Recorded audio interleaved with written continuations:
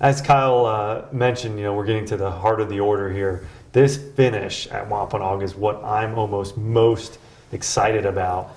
This 16th hole, as we move on from 15 to 16, has potential, with the rock escarpment and the creek, the beautiful babbling creek and brook there. We really like to take that fairway grass and short grass right off of the back left of 15 green, right into a championship tee there at about 200, and I think it's 222 yards. So a spectacular tee shot into a world-class green site. And so this green site, Ross emulated many times in his career. We see at Country Club of Buffalo at hole number 6, and a few other circumstances at Glens Falls in New York, where he would take this kind of peninsula of rock and put a green on top of it. And so we really truly believe that's all rock underneath. And it kind of just trundled down as like a volcano green. And that's what we refer it to, and that's what they do at Country Club of Buffalo. They kind of refer it to this quarry hole with a volcano green. And so we don't really tinker around with the main tees, the middle tees much, and there's really no location for a new forward tee unless we put you down in the meadow down by the brook, but then you lose that grandeur of teeing off from the rock high point. So you're playing from rock to rock here, and Ross had 2 kind of pinching bunkers in the front. So we're going to take all those flanking bunkers out around the green that we believe were built sometime in the 30s or added on, or somehow something happened because it doesn't emulate what Ross drew and what Ross planned. So we want to push out the green, give it that volcano effect, how it falls off, rebunker the front, expand the approach and the run-up potential with more fairway grass. But this one, 15, 16, 17, 18, the crescendo at the end of the round is it's just going to be spectacular. Moving on to 17, the crescendo really continues. The golf hole scales up the same beautiful vista that the 11th hole does, and they really again share some of these really cool bunkers that are kind of in play for both holes. The golf hole has really kind of gotten scrunched down quite a bit on the right. It's shrunk, and some of the fairway has been lost, so we've moved the fairway out into the right and then restored really the grandeur of the hole and the bunkering within it. Instead of it just being neck down to a tight course that the player can golf it around a bit and really be aggressive, trying to scale as far up the hill as possible they can and give themselves a nice short shot.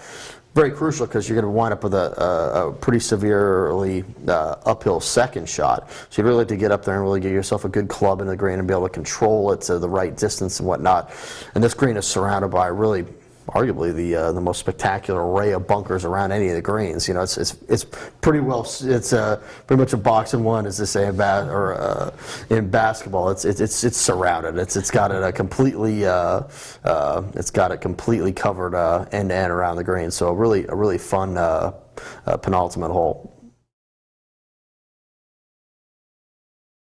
We've come to the final hole, the 18th hole, and again, this crescendo that we mentioned, with all that, the climax, kind of all comes to a finish. And, what Kyle mentioned there on 17, how we want to remove some of the trees, the big beech tree on the left side of 17 fairway, and then some of the pines on the right side. We want to reiterate that we don't want any aerial hazards. And Ross used to talk about it all the time. He would kind of mention trees as sort of like a play, where he would say, trees are, they can serve perhaps a part of the scenery, but we never want them upon the stage.